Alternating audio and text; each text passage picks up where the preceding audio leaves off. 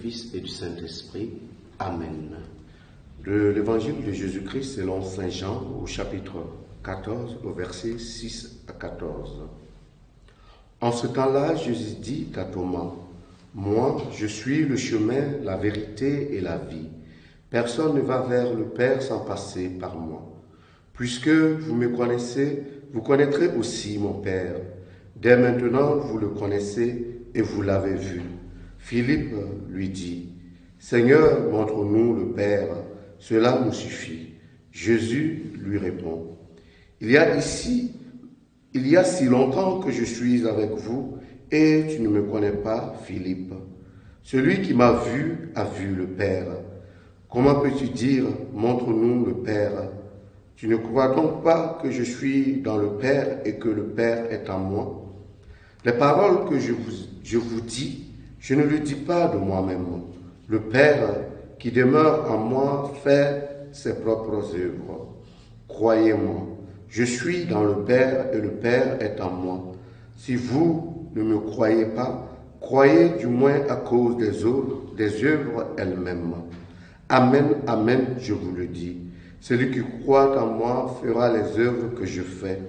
Il en fera même de plus grandes, parce que je pars vers le Père et tout ce que vous demanderez en mon nom, je le ferai afin que le Père soit glorifié dans le Fils. Quand vous me demanderez quelque chose à mon nom, moi je le ferai. Acclamons la parole de Dieu. Louange à toi, Seigneur Jésus. Bien-aimés dans le Seigneur, aujourd'hui 3 mai, l'Église nous permet de contempler le mystère du Christ à travers la fête de Philippe et Jacques. Cette fête nous permet d'écouter dans l'évangile de ce jour comment est-ce que le Seigneur s'identifie pour chacun de nous. Le Seigneur s'identifie comme le chemin, la vérité et la vie. Et il est important pour chacun de nous de comprendre que cela nous montre que celui qui tient cette parole, c'est-à-dire le Christ, il n'est pas seulement homme, mais il est aussi Dieu. Et dans ce sens-là, nous pouvons dire que non seulement qu'il nous révèle qui est Dieu, mais surtout il nous montre le chemin pour aller vers Dieu. Et ce chemin pour aller vers Dieu exige de chacun de nous une attitude. Et l'attitude première, c'est l'attitude de foi, l'attitude de confiance, pour nous rendre compte qu'en Jésus-Christ, c'est Dieu lui-même qui est à l'œuvre. Il est non seulement le passage pour aller vers le Père, mais aussi le passeur, comme il le dit lui-même. Et nous sommes tous invités à nous mettre à son école.